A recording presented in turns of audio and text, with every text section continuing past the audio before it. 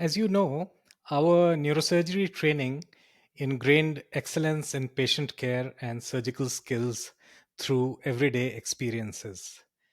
But that excellence came at a cost.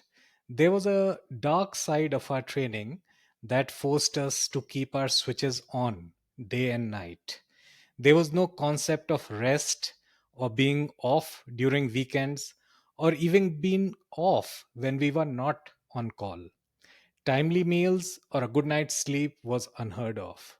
I was never sure when or if I would get sleep at night. To a large extent, the lack of sleep transformed me into a warped human machine hybrid like the Borg. Hype, have you seen the famous sci fi TV show Star Trek The Next Generation? Do you know who the Borg are? I've seen Star Trek, but I'm not aware of who the Borg are. Well, the Borg were a peculiar and remarkable species. They had machine parts embedded into their bodies and cables running in and out of their skulls and chest.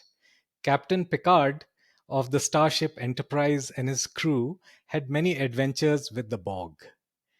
Even though the Borg were technologically superior to humans, they talked and walked like zombies. I believe we had become like the Borg because of sleep deprivation. I remember walking around the hospital in a haze for the 6 long years of our training. Of course, that caused a sharp decline in my personality and dehumanized me. Sometimes I think about those days and wonder, is there a balance? Is there a fine line? Hype, let's imagine a scenario in which you are the program director responsible for neurosurgery trainings. How will you design a balanced approach in your training program so that the surgeons of tomorrow acquire academic, clinical, and surgical excellence without it taking a toll on their mental health? So that's a very difficult question, very interesting question. Now, there are many faults with the present training program. And what I thought was that we had too much documentation, which we can really avoid. Sleep deprivation, as you said, is definitely not on the cards for a training program.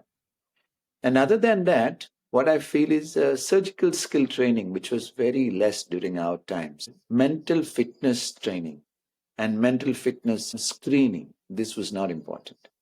So there are some people who are artists, there are some people who are speakers. The same way, there are some people, who are fit for surgery. I mean, it's not that they're superior, they just fit into surgery better than others.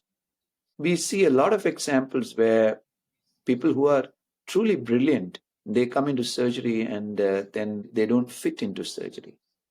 So if I was a program director, I would screen people and probably advise them, maybe this is not the best thing for you. As a surgeon, you don't need much intelligence. In fact, what you need is you need to be able to take stress every day in and out and then be able to survive in that stress. And also, I will probably train people more in anatomy. We have an Esculap Academy lab, so we would. I'm doing that right now with my present system. I thank you for sharing your thoughts. It was not a question that everyone has an answer to.